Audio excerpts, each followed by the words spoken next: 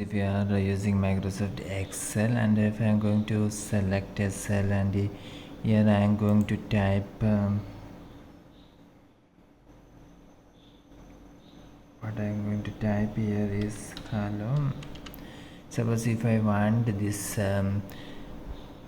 item in the cell, that is hello, to be repeated in 1 2 3 4 5 these cells in a row, then I am going to select this 1 2 3 4 5 or so must I am going to select like this, and after that I am going to press the in my keyboard, this is the Ctrl key, and this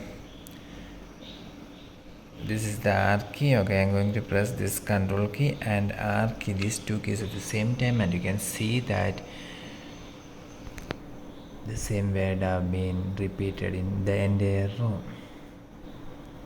So if you press the Ctrl key and R key at the same time, the content of one cell should be repeated to the right. For more videos, subscribe. Thank you.